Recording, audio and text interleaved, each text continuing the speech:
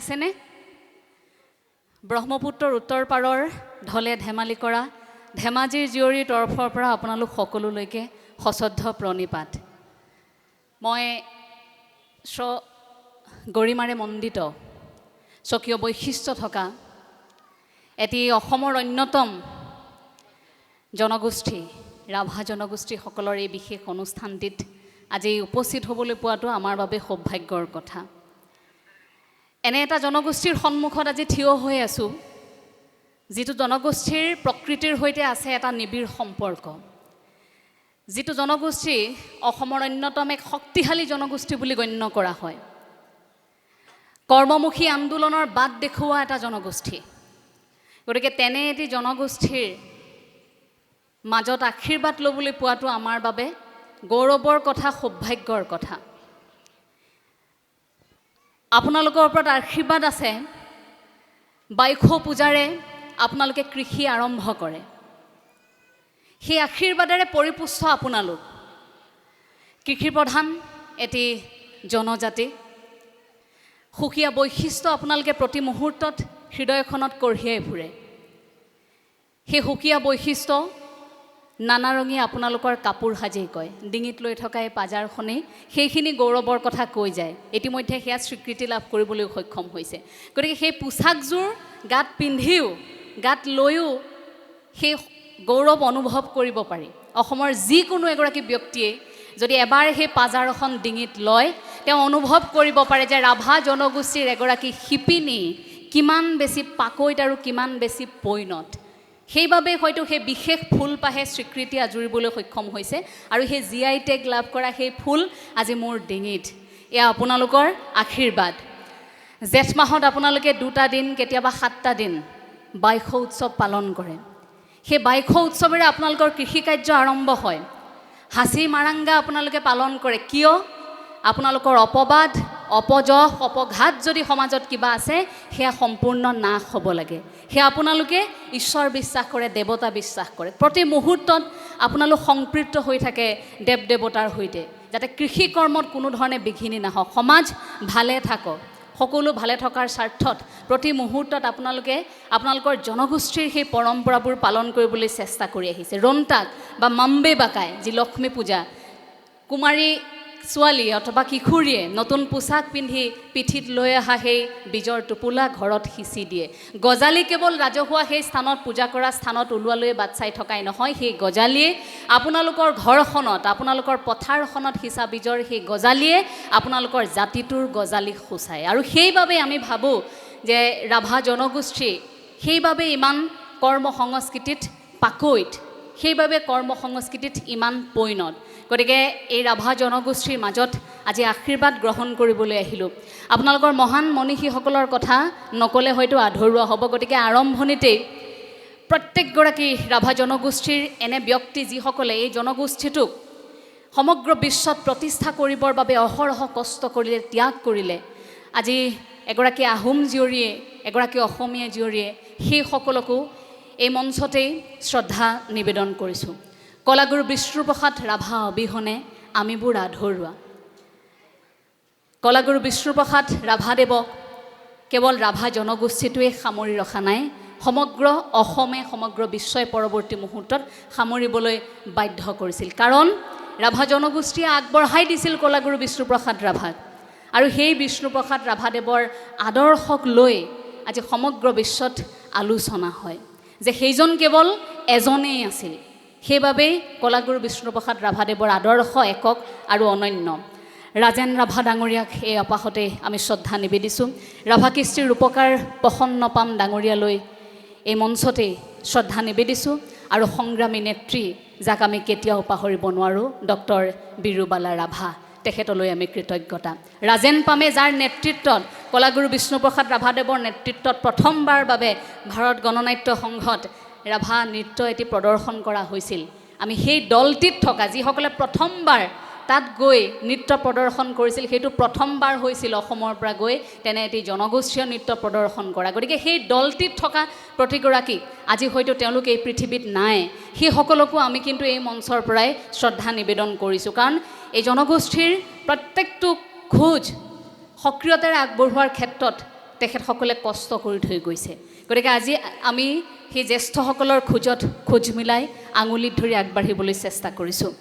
মোৰ প্ৰথম এটা বেয়া লগা কথা আৰু এটা অভিযোগ অসমৰ অন্যান্য প্ৰান্তত থকা লোকসকলৰ প্ৰতি যে প্ৰত্যেকেই ৰাভা দিৱস, ৰাভা সংগীত এই শব্দটো কিয় ব্যৱহাৰ কৰে।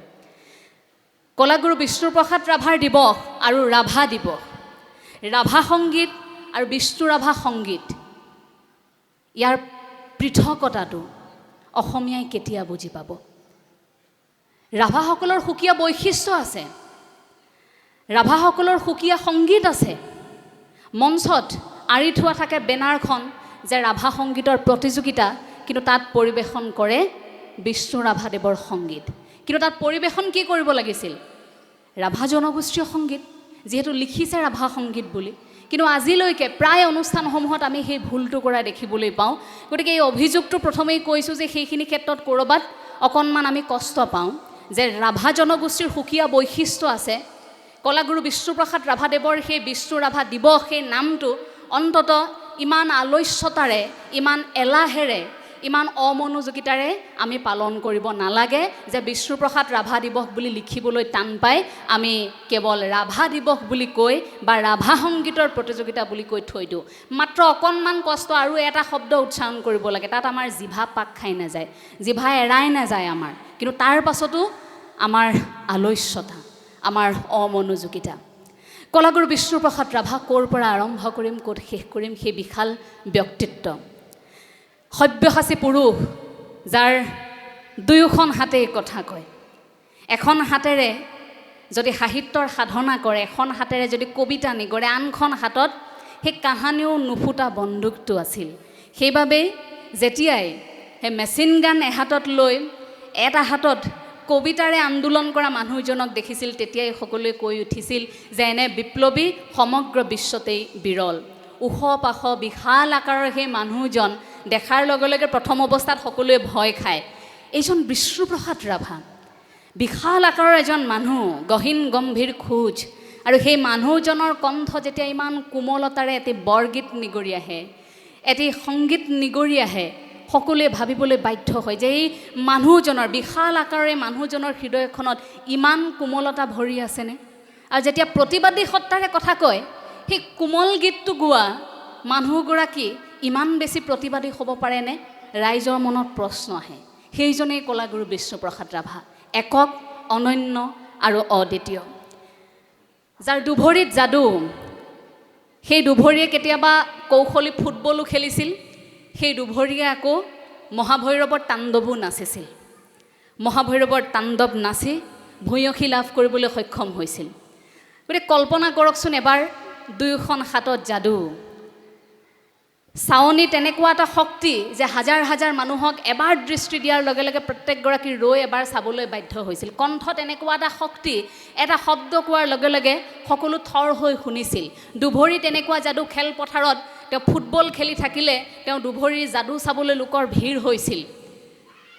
সেই দুভৰিৰ যাদু থকা সেই দুয়োখন ভৰি, কৌশলী ফুটবল খেলা সেই দুয়োখন ভৰিয়ে যেতিয়া তাণ্ডৱ নাচিছিল, দশাৱতাৰ নাচিছিল বা কৃষ্ণ নৃত্য নাচিছিল বা অন্যান্য লোকনৃত্য কৰিছিল, তেতিয়াও আকৌ মানুহ আচৰিত হৈছিল, আৰে তাণ্ডৱ নচাই দুয়োখন ভৰিয়ে আকৌ এই ধৰণৰ কামো কৰিব পাৰে। যে মানুহজনৰ পৃথকতা, বিশালতা কিমান দূৰলৈকে, সেইখিনিতে আপুনি মই অনুভৱ কৰিব পাৰোঁ। সপোন দেখিছিল এখন স্বাধীন, শ্ৰেণীহীন, শোষণহীন সমাজৰ। তেনে এজন সংগ্ৰামী বিষ্ণুপ্ৰসাদ ৰাভালৈ আমি আজিৰ দিনটোত জনাইছোঁ সশ্ৰদ্ধ প্ৰণিপাত। আজি অসমৰ হয়তো প্ৰান্তে প্ৰান্তে আগতে সাৰ পাই নুঠা মানুহবোৰ সাৰ পাই উঠিছে। কোনোদিন বিষ্ণু ৰাভাদেৱৰ সংগীত এটি চৰ্চা কৰিবলৈ আগবাঢ়ি নহা মানুহখিনিও অন্ততঃ আজিৰ দিনটোত আগবাঢ়ি আহিছে। কোনোদিন কলাগুৰু বিষ্ণুপ্ৰসাদ ৰাভাদেৱৰ আদৰ্শক আলোচনা কৰিবলৈ সাহস নোখোৱা মানুহখিনিও হয়তো আজিৰ দিনটোত আলোচনা কৰিবলৈ বাধ্য হৈ পৰিছে। কিয়? অন্ততঃ স্বীকাৰ কৰিবলৈ বাধ্য হৈছে যে এই একক, অদ্বিতীয় বা অনন্য এই কলাগুৰু বিষ্ণুপ্ৰসাদ ৰাভাদেৱৰ আদৰ্শ আজিৰ সময়ত কিমান প্ৰাসংগিক। গতিকে এই কথাখিনিকেই আজি আমি ফঁহিয়াই চোৱাৰ সময়। ডক্টৰ ভূপেন হাজৰিকাদেৱে কৈছিল, সুধাকণ্ঠ ডক্টৰ ভূপেন হাজৰিকাদেৱে কৈছিল যে কলাগুৰু বিষ্ণুপ্ৰসাদ ৰাভা এক চলন্ত সাংস্কৃতিক বিপ্লৱ। এই এনেকুৱা একোৰা জুই, এনেকুৱা এক বিপ্লৱ য'তেই গৈছিল তাৰ পৰাই আচলতে জাতীয়তাবাদৰ সূচনা হৈছিল। য'তেই গৈছিল তাৰ পৰাই সেই শিপাডাল খামুচিবলৈ অসমীয়াক শিকাই থৈ গৈছিল। গতিকে জাগ্ৰত এক প্ৰহৰী শুই থকা জনতাক প্ৰতি মুহূৰ্তত জগাই তুলিছিল। সেইগৰাকী কলাগুৰু বিষ্ণুপ্ৰসাদ ৰাভাদেৱে সাংস্কৃতিক বিপ্লৱ 3টা দিশেৰে আৰম্ভ কৰিছিল। মই সেই 3টা দিশ অকণমান উনুকিয়াব বিচাৰিছোঁ। বৃহত্তৰ অসমীয়া সমাজৰ সাংস্কৃতিক উত্তৰণ প্ৰথমটো দিশ, দ্বিতীয়টো আছিল জাতীয় জীৱনৰ কৃষ্টি আৰু ঐতিহ্যৰ সংৰক্ষণ, আৰু তৃতীয়টো আছিল দলিত নিষ্পেষিতৰ মুক্তিৰ বাবে সাম্যবাদৰ প্ৰতিষ্ঠা কৰা, প্ৰাণ প্ৰতিষ্ঠা কৰা। আমাৰ উদ্বোধক মহোদয়ে বৰ সুন্দৰকৈ সেই কথাষাৰ কৈছে যে শ্ৰেণীহীন কথাষাৰ কৈছে। সাম্যবাদৰ যিটো ধাৰণা, এটা প্ৰশ্ন উত্থাপন কৰিছে যে আমি আজিৰ তাৰিখত সেই ধাৰণাটোক ধৰি ৰাখিব পাৰিছোঁনে? আজিও আমাৰ মাজত জাত পাতৰ বিচাৰ আছে, আজিও আমাৰ মাজত উচ্চ নিচ ধাৰণা আছে। স্বাধীন হোৱাৰ পিছতো আমি স্বাধীন নহয়। সেই ধনী শ্ৰেণীৰ পৰা আমি দুখীয়া শ্ৰেণী এতিয়াও শোষিত হৈ আছোঁ, আমি স্বাধীন নহয় বুলি কলাগুৰু বিষ্ণুপ্ৰসাদ ৰাভাই সেই স্বাধীনতাক ওফৰাই কৈছিল, ইয়ে আজাদী ঝুঠা হে। আমি স্বাধীনেই নহয়। জনগণৰ মুক্তি আৰু সামাজিক ন্যায়, সাংস্কৃতিক জাগৰণ যেতিয়ালৈকে নহয় অসমত, তেতিয়ালৈকে আপুনি মই স্বাধীন নহয়। ধনী শ্ৰেণীয়ে যেতিয়ালৈকে আপোনাক মোক শোষণ কৰি থাকিব, তেতিয়ালৈকে আপুনি মই স্বাধীন নহয়। যেতিয়া জনগোষ্ঠীয় বুলি বা জনজাতীয় মানুহ বুলি আপোনাক মোক যেতিয়া এখন আসনৰ পৰা বঞ্চিত কৰা হ'ব, একেলগে বহিবলৈ নিদিব, আপুনি খোৱা কাঁহীখনত মোক খাবলৈ নিদিব, তাতেই আমি পিছ পৰি ৰওঁ। তাতেই আমাক কৈ থৈ যোৱা কলাগুৰু বিষ্ণুপ্ৰসাদ ৰাভাদেৱৰ সাম্যবাদৰ সেই কথাটো, তাতেই ফলাফলটো ওলাই পৰে যে সেই আদৰ্শক আমি এতিয়াও স্পৰ্শ কৰিব পৰা নাই। এতিয়াও অসমত জাত পাতৰ বিচাৰ আছে। এতিয়াও নিউজ পঢ়িলে আমি এদিন নহয় এদিন সেই বাতৰিটো পঢ়িবলৈ পাওঁ যে জাত পাতৰ বিচাৰত কেনেধৰণে সমাজখনত এলান্ধু লাগিবলৈ ধৰিছে। গতিকে এলান্ধু লাগিবলৈ ধৰা সেই পৰম্পৰা, জাত পাতৰ পৰম্পৰা এতিয়াও ধৰি ৰাখিছে অসমীয়া মানুহে। গতিকে এই অসমীয়া সমাজখনে কলাগুৰু বিষ্ণুপ্ৰসাদ ৰাভাদেৱৰ সাম্যবাদৰ আদৰ্শক ধৰি ৰাখিছোঁ বুলি ক'লে আমাৰ অকণমান মনে গোন্ধায়। আমি কিমান ধৰি ৰাখিব পাৰিছোঁ, সেইখিনিতেই আপোনাৰ মোৰ প্ৰশ্ন হয়। সেই যাত্ৰাটো বৰ সহজ নাছিল। একেবাৰে ঘাত প্ৰতিঘাত। 1909 চনত জন্ম ঢাকাত, তাৰ পৰা আৰম্ভ কৰিছিল। ছাত্ৰ জীৱনটো যদি আমি প্ৰথমে ফঁহিয়াই চাওঁ, ছাত্ৰ অৱস্থাত কেনেকুৱা আছিল? সংগীতৰ প্ৰতি আগ্ৰহী, সোণৰ চামুচ মুখত লৈ জন্ম হোৱা বুলি যে কয়, সেই বুলি ক'লেও হয়তো ভুল কোৱা নহ'ব। এনেকুৱা এটা পৰিয়ালত জন্ম হৈছিল যিটো পৰিয়ালত কোনো কষ্ট নকৰাকৈ ভৰিৰ ওপৰত ভৰি তুলি খাই বৈ ধুনীয়াকৈ থাকিব পাৰিলেহেঁতেন। সংগীতৰ সাধনা কৰি, শিল্পীৰ সন্মান লৈ উৰেটো জীৱন সংগীত সাধনা কৰি ভাৰতবৰ্ষৰ ভিন্ন প্ৰান্তত অথবা বিশ্বৰ ভিন্ন প্ৰান্তত তেখেত ঘূৰি ফুৰিব পাৰিলেহেঁতেন, কিন্তু নুফুৰিলে। কিয়? এই অসমীয়া মানুহখিনিৰ বাবে। কিয়? এই অসমখনৰ বাবে। দেহে কেহে কষ্ট কৰিলে কিয়? আপোনাক মোক জগাবৰ বাবে, আপোনাৰ মোৰ ভিতৰত থকা শক্তিটোক জগাবৰ বাবে তেখেতে কষ্ট কৰিলে। গতিকে সকলো দলিয়াই থৈ সেইখিনি সময়তে কষ্ট কৰিম বুলিয়েই সকলো ৰাইজৰ মাজত বিলাই দিলে। দেউতাকৰ কিমান সম্পত্তি, 2,500 বিঘা ভূমি সকলোকে বিলাই দিছে কৃষকক। নালাগে, সেইখিনি মই মৃত্যু হ'লে মই লৈ যাম নেকি লগত, গতিকে বিলাই দিয়া যাওক, বিলাই দিলে। ছাত্ৰ জীৱনত আৰম্ভ হ'ল লাহে লাহে সংঘাত। প্ৰথমে সংগীতৰ সাধনা, নৃত্যৰ সাধনা, নাট্যৰ সাধনা, চিত্ৰৰ সাধনা, তাৰ উপৰিও প্ৰতিবাদী সত্তা।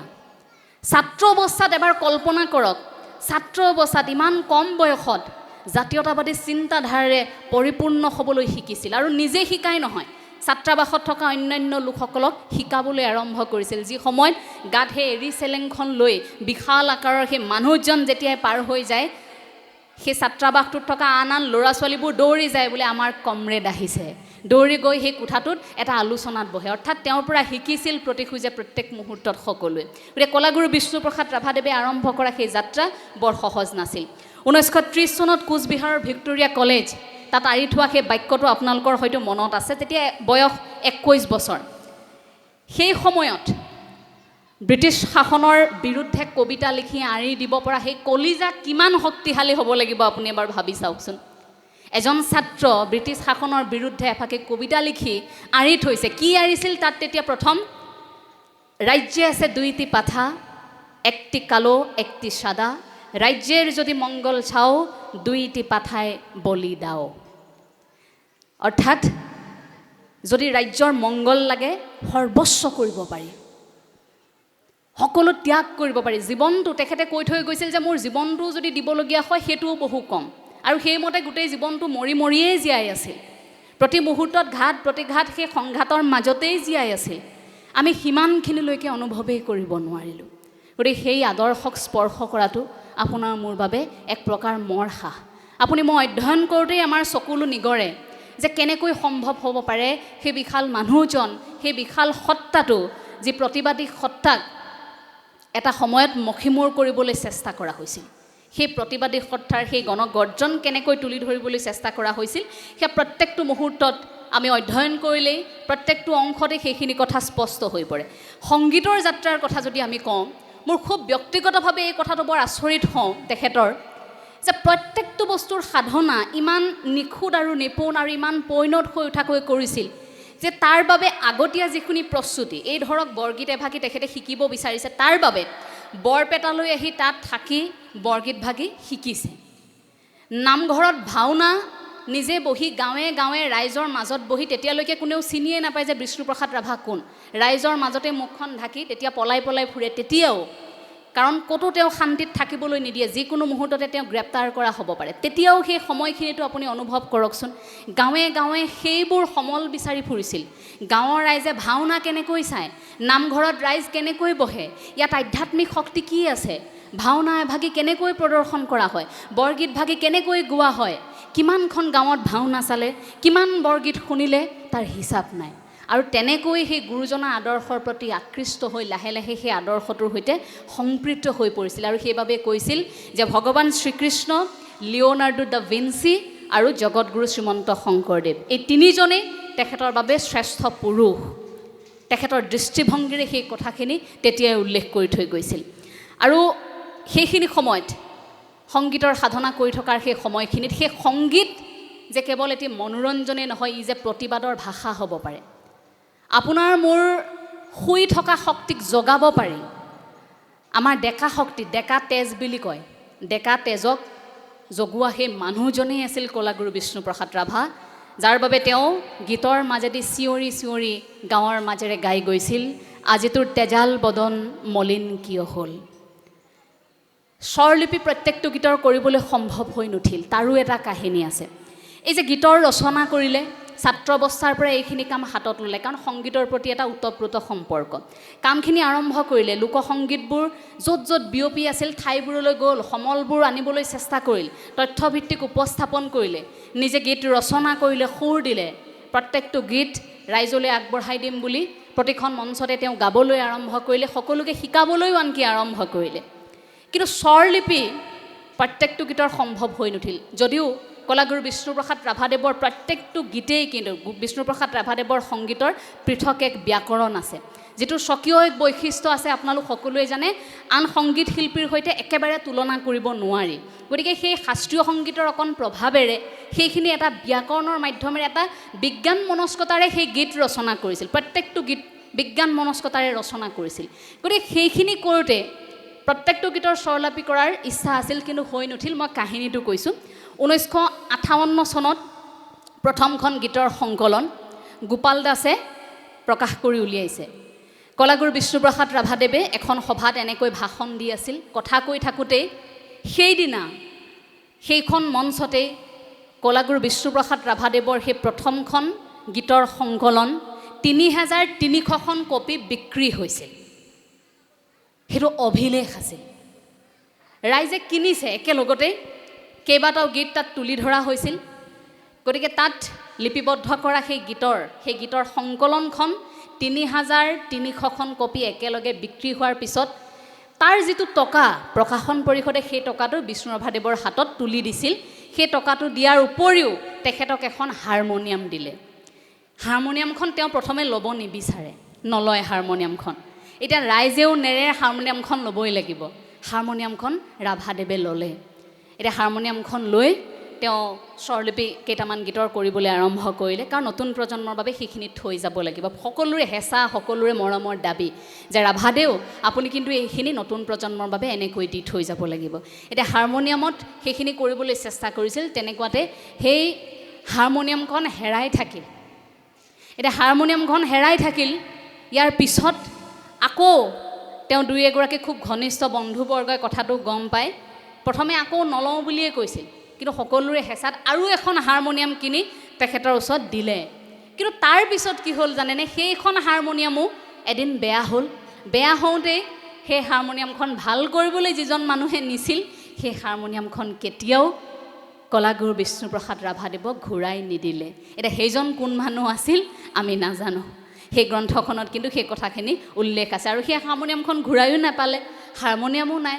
মানুহজন আছিল ইমান ব্যস্ততাপূৰ্ণ এজন মানুহ, অসংখ্য কামত একেলগে হাত দিয়ে, প্ৰত্যেকটো কামেই নিখুঁত কৰিবলৈ চেষ্টা কৰি থাকে। গতিকে সেইখিনি সময়ত আৰু সেই স্বৰলিপি কৰা কাম সিমানতেই সামৰণি পৰিল। জীৱনৰ প্ৰত্যেকটো কথা, প্ৰত্যেকটো অংশ যদি আপুনি অধ্যয়ন কৰে খুব ৰসালতাৰে ভৰা।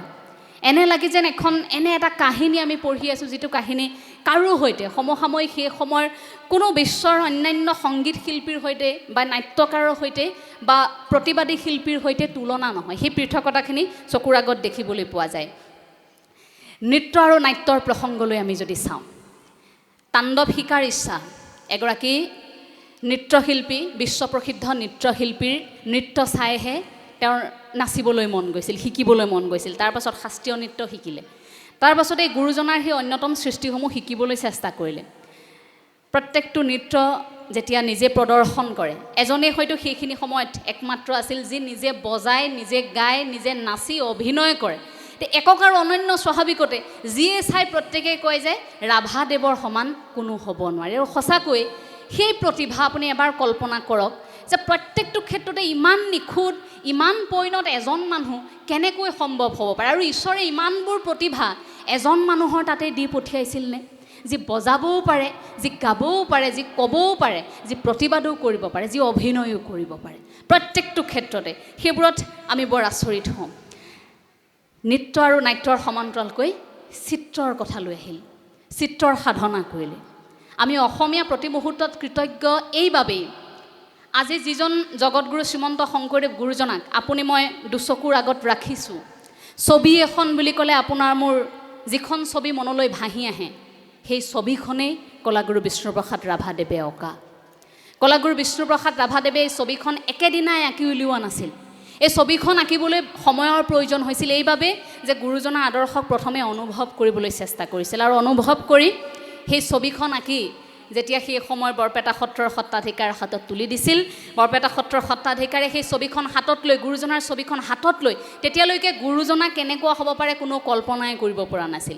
আৰু সেই তুলিকা হাতত তুলি লোৱাৰ বাবে এই ছবিখন আপুনি মই আজি দেখিবলৈ সুযোগ সুবিধা পালোঁ। সেইদিনা সত্ৰাধিকাৰৰ মুখেৰে নিগৰিছিল যে জয় গুৰু শংকৰ সৰ্বগুণাকৰ যা কেৰি নাহিকেও পাম, তুহাৰী চৰণকো ৰেণু শত কোটি, বাৰ এক কৰোহু প্ৰণাম, বাৰ এক কৰোহু প্ৰণাম। এই বুলি সেৱা জনাইছিল সেই ছবিখনত। আৰু তাৰ পাছতে সেই ছবিখন অসম মুলুকত এনেভাৱে বিয়পি পৰিছিল।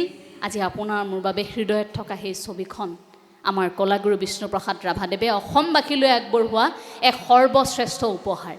তাৰোপৰি নিজৰ ছবি নিজে অংকন কৰিব পৰা এগৰাকী প্ৰসিদ্ধ চিত্ৰশিল্পী।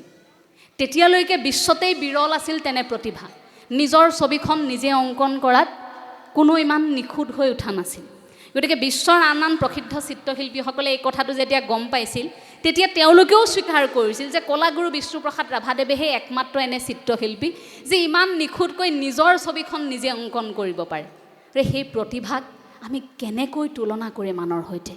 সেইগৰাকী কলাগুৰু বিষ্ণুপ্ৰসাদ ৰাভাদেৱলৈ সেইবাবেই আমি প্ৰতি মুহূৰ্তত আচলতে কৃতজ্ঞ।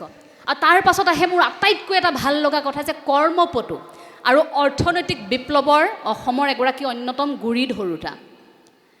অৰ্থনৈতিক বিপ্লৱ যে এই জাতিটোৱে কাম কৰিব লাগিব, এই জাতিটো জীয়াই থাকিব লাগিব। কেনেকৈ জীয়াই থাকিব লাগিব? জাতিটো কামেৰে জীয়াই থাকিব লাগিব।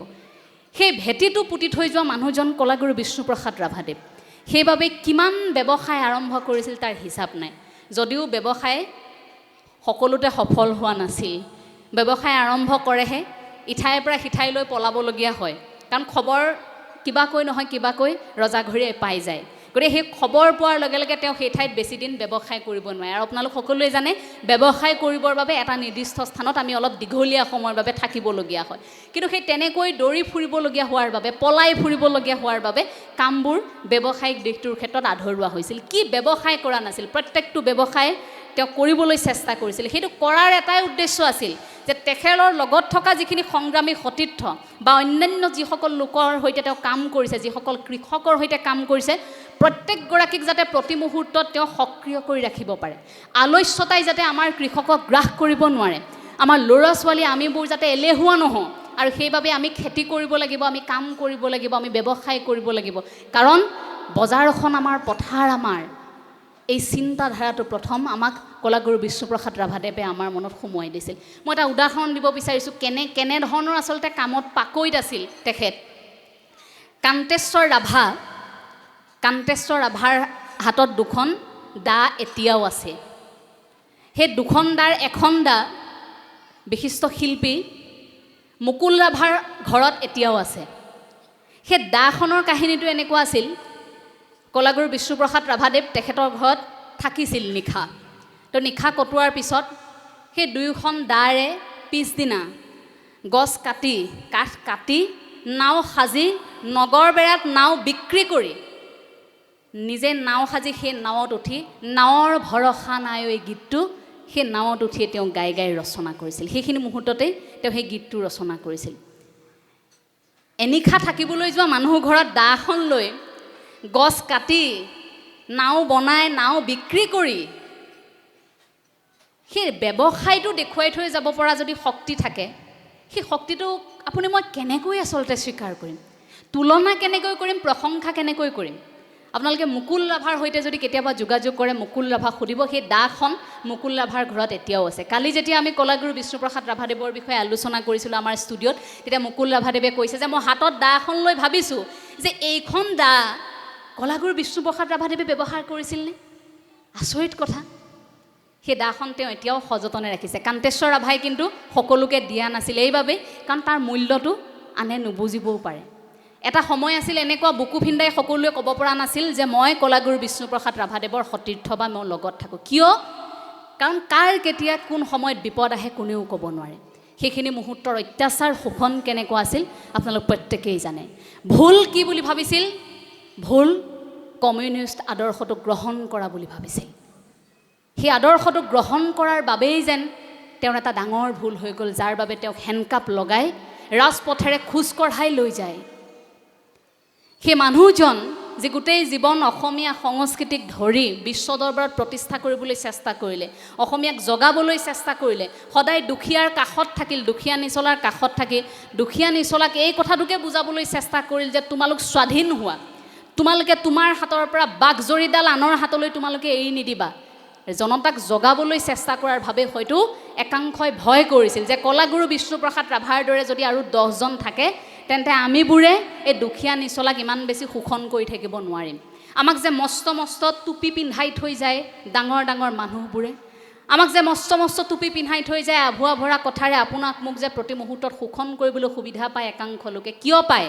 আপোনাৰ মোৰ অজ্ঞানতাৰ বাবে, আপোনাৰ মোৰ জ্ঞানৰ প্ৰতি থকা অনিচ্ছাৰ বাবে, অধ্যয়নৰ প্ৰতি থকা অনিচ্ছাৰ বাবে। কাৰণ আমি নিজে অধ্যয়ন কৰি আমি সেই নিৰ্দিষ্ট প্ৰাপ্যটো আজৰি আনিবলৈ যোৱাতকৈ আমি ভাবোঁ যে আনে দিয়াটোৱেই খুব সহজ, যিটো কলাগুৰু বিষ্ণুপ্ৰসাদ ৰাভাই স্পষ্টকৈ অসমীয়াক দেখুৱাই দিছিল যে তোমালোকে নিজেই কৰা, নিজৰ হাতৰ পৰা সকলো এৰি নিদিবা। যদি এনেকৈ এৰি দিয়া তেন্তে সকলো এদিন শেষ হৈ যাব। গতিকে সেই প্ৰতিবাদী ধাৰাটো 1942 চনত তেওঁ ভাৰত ত্যাগ আন্দোলনৰ সময়তে প্ৰথমবাৰ বাবে লেনিনৰ মাৰ্ক্সবাদ এই আদৰ্শটোৰ পৰা প্ৰভাৱিত হৈছিল। আৰু সেই সময়খিনিৰ পৰা ছাত্ৰাৱস্থাৰ পৰা লাহে লাহে প্ৰতিবাদী সত্তাটো আছিল, জাতীয়তাবাদী চেতনা জাগি উঠিছিল, কিন্তু লেনিনৰ মাৰ্ক্সবাদ সেই আদৰ্শটোক ল'বলৈ চেষ্টা কৰিছিল সেই সময়খিনিৰ পৰা। আৰু তাৰ পাছতেই যেন ক'ৰবাত কিবা কিবিবোৰ খেলি মেলি হৈ গ'ল।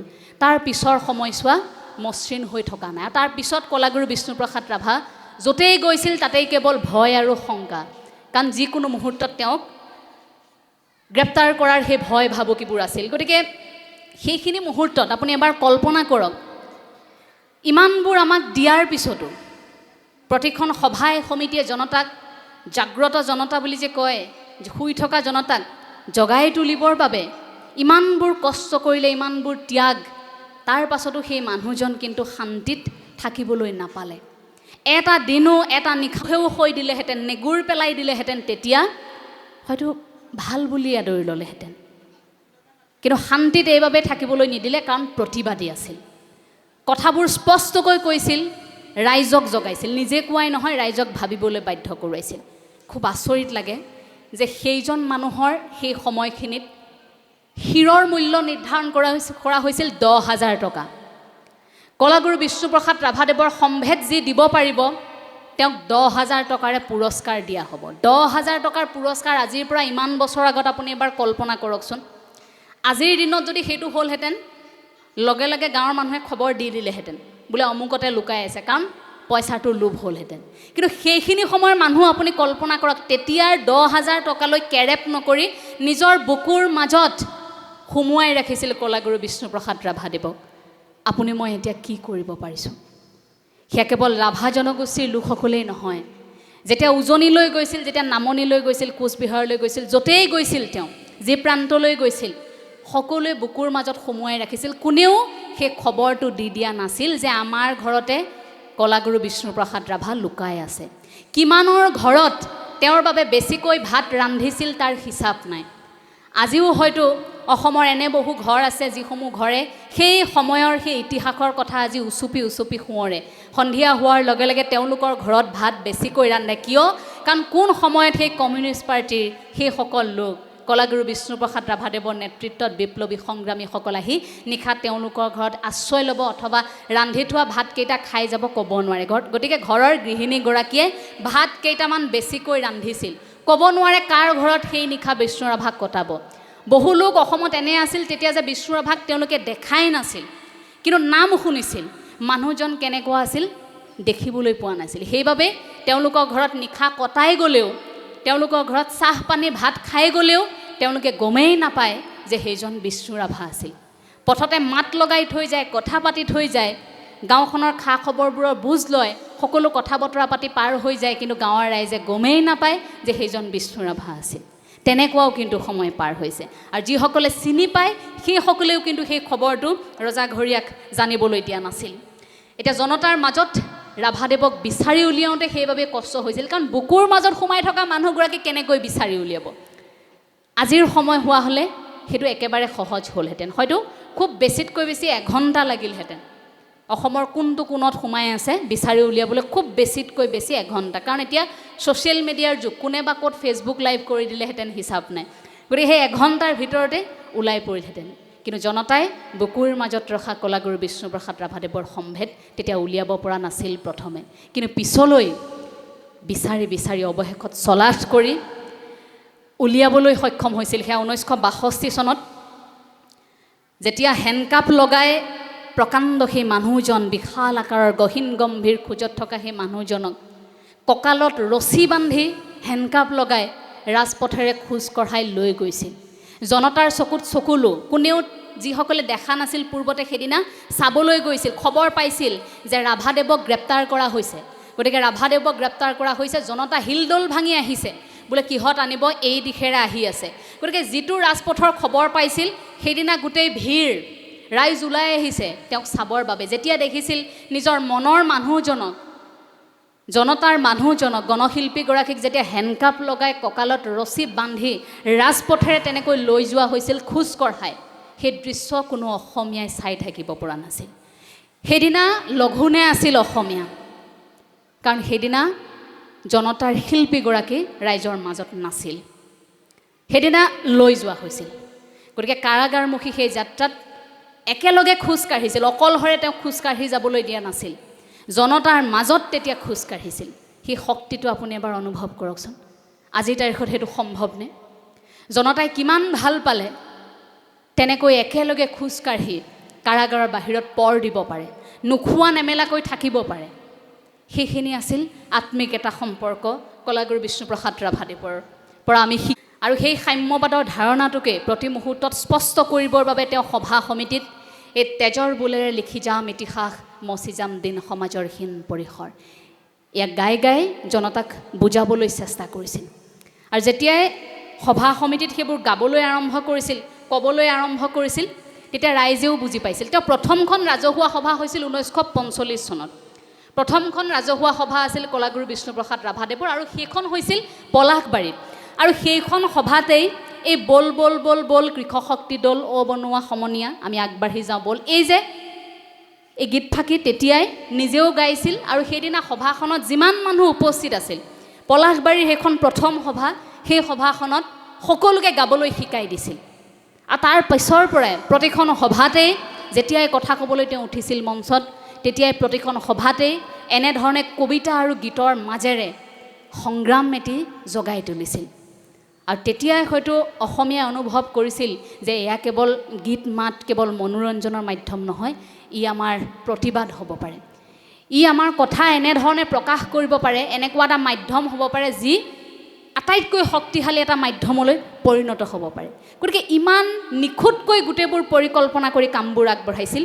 সেই কথাটোৱে ক'ৰবাত নহয় ক'ৰবাত হৃদয়খন আমাক আচলতে চুই যায়।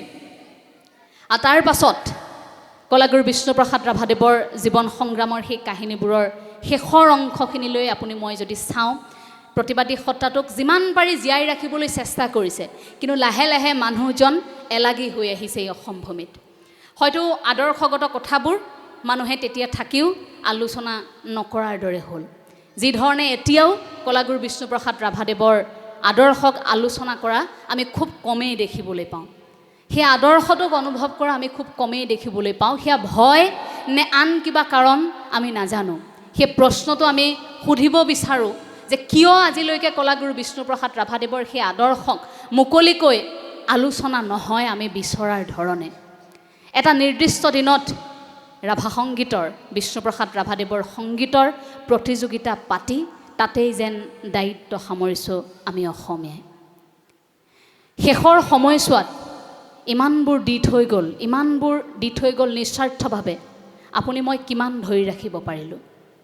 সেই জীৱনটো ইমান সংঘাত, কাৰোবাক যদি কেতিয়াবা ভাল লাগিছিল, সেই মনৰ মানুহগৰাকীকো বৰ বেছি দিনলৈ তেওঁ পোৱা নাছিল, লগত হেৰুৱাইছিল। সেইবাবেই সেই বিৰহত পৰজনমৰ শুভ লগনত যদিহে আমাৰ হয় দেখা, সেয়া তেওঁ গাবলগীয়া হৈছিল।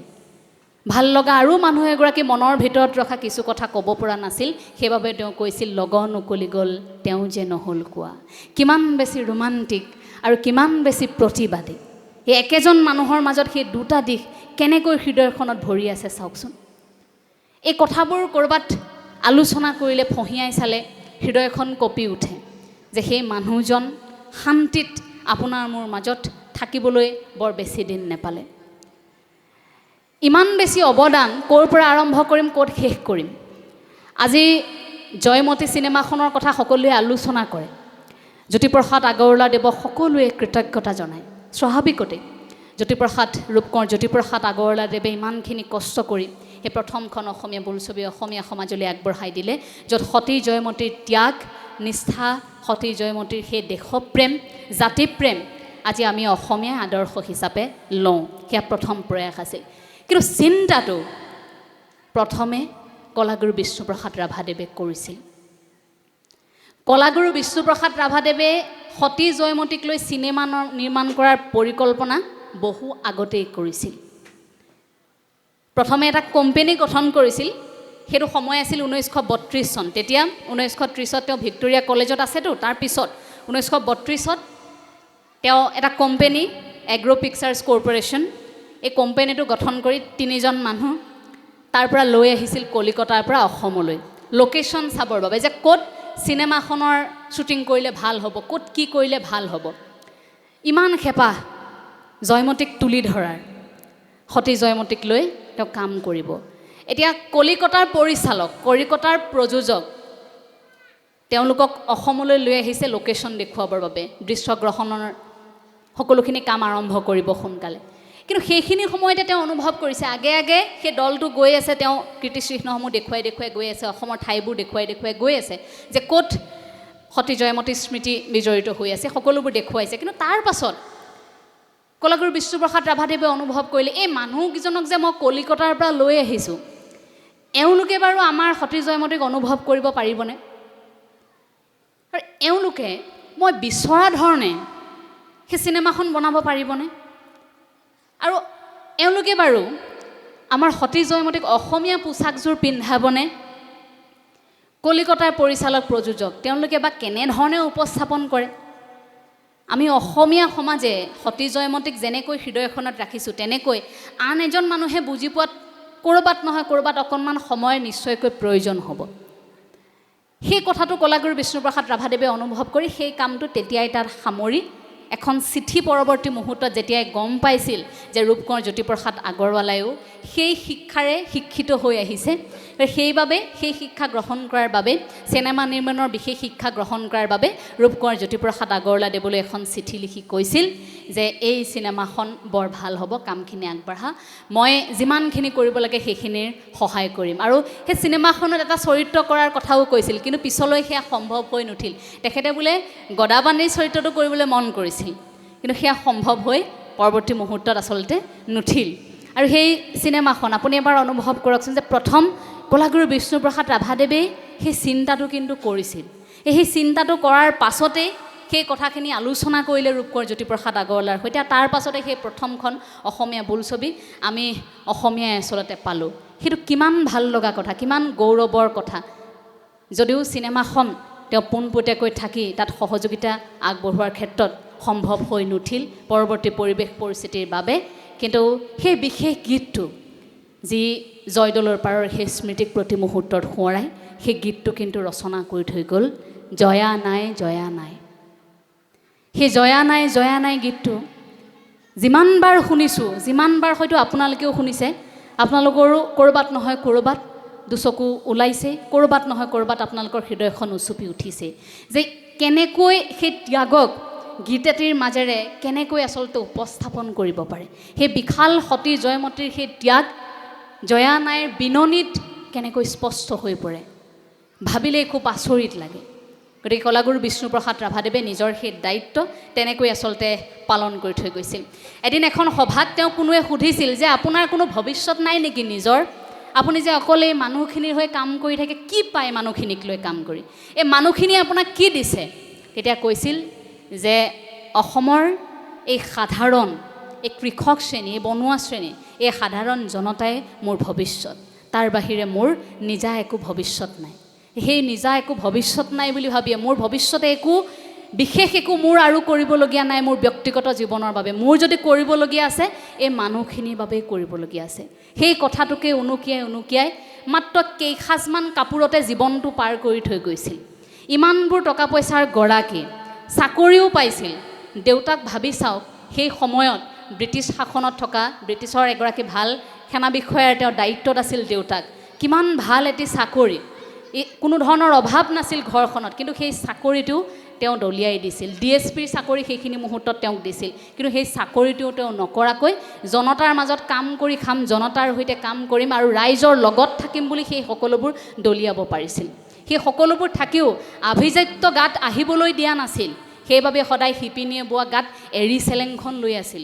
সাধাৰণ এযোৰ পোছাক লৈ দিন অতিবাহিত কৰিছিল। ইচ্ছা কৰিলে প্ৰত্যেক দিনাই বেলেগ বেলেগ কাপোৰ পিন্ধিব পৰাকৈ অৰ্থনৈতিকভাৱে সিমানখিনি সবলো আছিল, কিন্তু প্ৰদৰ্শনকামিতাত তেওঁ কেতিয়াও দৃষ্টি ৰখা নাছিল। সেইবাবেই তেওঁ ভাবিছিল যে মই যি কৰিছোঁ ৰাইজৰ বাবে, আৰু মই যদি জনতাৰ মাজত আছোঁ, যদি দুখীয়া শ্ৰেণীৰ মই সাহস হ'ব খুজিছোঁ, তেন্তে মই সেইসকলৰ মাজতেই মৃত্যু হ'ব লাগিব। সেইসকলৰ মাজতেই মোৰ কাম, মোৰ তাতেই জন্ম আৰু তাতেই মই শেষ হ'ব বিচাৰোঁ। ইমান মহান উদ্দেশ্যৰে প্ৰতি মুহূৰ্তত কাম কৰি যোৱা সেই বিশাল ব্যক্তিত্ব, আজি সেই আদৰ্শক আপুনি মই ভালকৈ পালন কৰিব পৰা নাই। তাৰ বাবে কিন্তু আমি খুব দুৰ্ভাগ্যবশতঃ আমি সেই আদৰ্শখিনিক পালন কৰিব নোৱাৰাৰ বাবে আজিৰ এই সময়খিনিত আমি ক্ষমা বিচাৰিব লাগে তেখেতৰ ওচৰত, যে আমি পৰা নাই সেই আদৰ্শক জীয়াই ৰাখিবলৈ। কাৰণ সেই সাম্যবাদী ধাৰণাটোকে আমি প্ৰতিষ্ঠা কৰিবলৈ সক্ষম হোৱা নাই। তেখেতৰ সকলোখিনি ত্যাগ কৰিব পৰাৰ যিটো ক্ষমতা, সেইখিনিকে আপুনি মই অনুভৱ কৰিব পৰা নাই। ইমানবোৰ দান দিব পৰা মানুহজনক খুব ওচৰৰ পৰা যিসকলে পাইছে সেইখিনি অনুভৱ কৰে যে এজন মানুহে জীৱনকালত কিমান এৰিব পাৰে, কিমান ত্যাগ কৰিব পাৰে। ইচ্ছা কৰিলে যেতিয়া নৃত্যশিল্পী হিচাপে তেওঁ প্ৰতিষ্ঠিত হৈছিল, তেতিয়াও পৃথিৱীৰ অন্যান্য প্ৰান্তত নৃত্যশিল্পী হিচাপে নিজক প্ৰতিষ্ঠিত কৰিব পাৰিলেহেঁতেন বা সংগীত শিল্পী হিচাপে প্ৰতিষ্ঠিত কৰিব পাৰিলেহেঁতেন, কিন্তু সেইখিনি নকৰি এই অসমখনকে বুকুত সাৱৰি এই অসমখনতে ঘূৰি ফুৰিলে। কেতিয়াবা উজনিত, কেতিয়াবা নামনিত, কেতিয়াবা কোচবিহাৰত, কেতিয়াবা কলিকতাত গৈ থাকে, কিন্তু শান্তি নাই। য'তেই যায় ত'তেই তেওঁক বিচাৰি যে কমৰেড বিষ্ণুপ্ৰসাদ ৰাভা ইয়ালৈ আহিছিল নেকি, কমৰেড বিষ্ণুপ্ৰসাদ ৰাভাক যিকোনো মুহূৰ্ততে গ্ৰেপ্তাৰ কৰা হ'ব পাৰে। এই বাতৰিটো ইমানেই বিয়পি পৰিল যে কোনো এটা প্ৰান্ততেই বিষ্ণুপ্ৰসাদ ৰাভাদেৱ শান্তিত থাকিবলৈ নাপালে। আজি ইমান বছৰ পাছত আজি আমি যেতিয়াই সেই কথাবোৰ লুটিয়াই চাওঁ, ফহিয়াই চাওঁ, হয়তো ক'ৰবাত নিজকে অসমীয়া হিচাপে দুখীও লাগে। সেই আদৰ্শবোৰৰ আলোচনা বহু আগতেই হ'ব লাগিছিল। আদৰ্শবোৰৰ আলোচনাবোৰ ক'ৰবাত নহয় ক'ৰবাত আচলতে সীমিত হৈ আছে। গতিকে সেই আলোচনাবোৰ আকৌ প্ৰাসংগিক হৈ উঠক, আমি আজিৰ দিনটোত অন্ততঃ তাৰ কামনা কৰিছোঁ। বিষ্ণুপ্ৰসাদ ৰাভাদেৱৰ সংগীতৰ চৰ্চা হওক, বিষ্ণুপ্ৰসাদ ৰাভাদেৱৰ কবিতাৰ চৰ্চা হওক, বিষ্ণুপ্ৰসাদ ৰাভাদেৱৰ প্ৰতিবাদী সত্তাটোৰো কিন্তু সমান্তৰালকৈ চৰ্চা হওক, আদৰ্শৰো কিন্তু সমান্তৰালকৈ চৰ্চা হওক। কেৱল কেইটামান বিষ্ণু ৰাভাদেৱৰ সংগীতে তেখেতৰ আদৰ্শক জীয়াই ৰাখিব নোৱাৰে। সেই সংগীতটো পৰিৱেশন কৰিবৰ বাবে তেখেতক বুজি পোৱাৰ যিটো ইচ্ছা, মানসিকতা যিটো, সেইটো কিন্তু প্ৰত্যেকৰ হৃদয়খনত থাকিব লাগিব। কিন্তু সততে আমি আজিকালি কি হোৱা দেখিবলৈ পাওঁ, এখন কৰ্মশালা পাতে, বোলে বিষ্ণু ৰাভাৰ সংগীতৰ প্ৰতিযোগিতা আছে অমুক তাৰিখে, গতিকে ইয়াত কৰ্মশালা হ'ব, শিকাই দিয়া হ'ব। আৰু আমাৰ নতুন প্ৰজন্ময়ো সেই বাছি নিৰ্দিষ্ট কেইটামান গীত, যিকেইটা খুব সহজ, ধুনীয়াকৈ আয়ত্ব কৰিব পাৰি, মাক দেউতাকেও সেইকেইটাহে শিকিবলৈ জোৰ দিয়ে যে এইটো গালে পুৰস্কাৰ পাবে। পুৰস্কাৰটো পাবৰ বাবে বিষ্ণু ৰাভা দিৱসত প্ৰতিযোগিতাত অংশ লৈ নিৰ্দিষ্ট সেই দিনটোত অকল সেই পুৰস্কাৰটোৰ বাবে, সেই দিনটোৰ বাবেহে সেই বিষ্ণু ৰাভাদেৱৰ সংগীতটো শিকিলে। কিন্তু তাৰ অন্তৰালৰ কথাখিনি, সেই গীতটোৱে কি কৈছিল, কেনে প্ৰেক্ষাপটত সেই গীতটোৰ সৃষ্টি হৈছিল, সেই গীতটোৱে আপোনাক মোক কি শিকাই থৈ যায়, সেই কথাবোৰ অনুভৱ কৰিবলৈ ক'ৰবাত আপুনি মই ব্যৰ্থ হৈছোঁ। আৰু এই ক্ষেত্ৰত মোৰ এটা ক্ষোভ আছে, অসমৰ যিসকল খুব জনপ্ৰিয় গায়ক গায়িকা আছে, অসমৰ জনপ্ৰিয় বহু গায়ক গায়িকায়ো আজিৰ এই সময়খিনিত বিষ্ণুপ্ৰসাদ ৰাভাদেৱৰ সংগীতৰ যিমান চৰ্চা কৰিব লাগিছিল, সেইখিনি চৰ্চা ক'ৰবাত বৰেণ্য এগৰাকী দুগৰাকী শিল্পীৰ বাহিৰে, জ্যেষ্ঠসকলৰ বাহিৰে নতুন প্ৰজন্মৰ তথাকথিত তেনে জনপ্ৰিয় গায়ক গায়িকাই কিন্তু সেইখিনি কৰা দেখিবলৈ পোৱা নাযায়। সেইখিনি কিয় নকৰে? কাৰণ বিষ্ণুপ্ৰসাদ ৰাভাদেৱৰ সংগীতটো জটিল হয়। সহজে কোৱা এটা গাবলৈ ভাল পায়, কিন্তু জটিল কিবা এটা শিকি সেইটো পৰৱৰ্তী মুহূৰ্তত সেইটো শুদ্ধ ৰূপত আমি যে আগবঢ়াই লৈ যাব লাগিব, সেইটোৰ ক্ষেত্ৰত ক'ৰবাত এলাহ কৰে। আমিবোৰ গীতৰ মানুহ নহয়, কিন্তু যিবোৰ গীতৰ মানুহ, গীত গাবলৈ আৰম্ভ কৰিছে, সেইসকলে ভাবোঁ সেইটো সচেতনতাৰ খুব প্ৰয়োজন। আৰু অভিভাৱকসকলক অনুৰোধ যে কলাগুৰু বিষ্ণুপ্ৰসাদ ৰাভাদেৱৰ গীত এটি আপোনাৰ সন্তানটিক গাবলৈ শিকোৱাৰ সময়খিনিত আপুনি ঘৰখনত কলাগুৰু বিষ্ণুপ্ৰসাদ ৰাভাদেৱ কোন আছিল, এই গীতবোৰ ৰচনাৰ আঁৰৰ কাহিনীবোৰ, সেই প্ৰতিবাদী সত্তাটোকো অকণমান বুজোৱাৰ বা শিকোৱাৰ কিন্তু এয়া সময়। যিমান বুজি পাব সিমান সেইখিনি অনুভৱ কৰি আচলতে গাব পাৰিব বুলি কয়। কাৰণ সুধাকণ্ঠ ডক্টৰ ভূপেন হাজৰিকাদেৱে দুই এটা শব্দ বুজি নাপায়, তেতিয়াই সুধিছিল যে এইটো মই কেনেকৈ গাম, তেতিয়া তেওঁক বুজাই অৰ্থ বুজাই গাবলৈ দিয়া হৈছিল। কলাগুৰু বিষ্ণুপ্ৰসাদ ৰাভাদেৱৰ পৰা শিকি সুধাকণ্ঠ ডক্টৰ ভূপেন হাজৰিকাদেৱে গীত গাবলৈ আৰম্ভ কৰিছিল। গতিকে প্ৰতি মুহূৰ্তত সুধাকণ্ঠ ডক্টৰ ভূপেন হাজৰিকাদেৱে সেই কথাষাৰ উনুকিয়াই প্ৰতিখন মঞ্চত, প্ৰত্যেকটো অনুষ্ঠানত বিষ্ণুপ্ৰসাদ ৰাভাদেৱক নিজৰ গুৰু মানি আহিছে আৰু কৈছিল যে গীতৰ মাজত সমস্ত এক কাহিনী লুকাই থকা, গীতৰ মাজত ইমানবোৰ দিব পৰা, ইমানবোৰ সমল থকা এজনেই গীতিকাৰ আছে বা এজনেই প্ৰসিদ্ধ সংগীত শিল্পী আছে, সেইজনেই আমাৰ কলাগুৰু বিষ্ণুপ্ৰসাদ ৰাভা। গতিকে সেইখিনি কাৰো সৈতে তুলনা নহয়। সেই তুলনাবিহীন আদৰ্শক আজি আমি আলোচনা কৰিছোঁ, অকণমান ফঁহিয়াই চাবলৈ চেষ্টা কৰিছোঁ। কথাখিনি কওঁতে ক'ৰবাত হয়তো ভুল ত্ৰুটি ৰৈ যাব পাৰে, সেইখিনিৰ বাবে মই আপোনাৰ সবৰ ওচৰত ক্ষমাও বিচাৰিছোঁ। প্ৰসংগবোৰ আচলতে অতিকৈ দীঘলীয়া। ইয়াৰ আঁতহেৰা এইবাবেই যে এই সত্তাটো আলোচনা কৰিলে ক'ৰবাত এই মাৰ্ক্সবাদী আদৰ্শটো, অৰ্থাৎ বাওঁপন্থী সেই আদৰ্শটো এৰাই চলিলে আধৰুৱা হয়। কিন্তু সেই আদৰ্শটোৰ কথা আপোনালোক সকলোৱে জানে যে আজিৰ সময়ত মুকলিকৈ আলোচনা কৰাত কিমান বেছি ভয় আছে। গতিকে সেই কথাখিনি আজি আমি আলোচনা নকৰোঁ। সেই আলোচনা কৰাৰ বুকুত সাহস নথকা নহয়, আমি আলোচনা কৰিম। সেই আলোচনা কৰিলে কিন্তু একাংশৰ আকৌ গাও জ্বলে।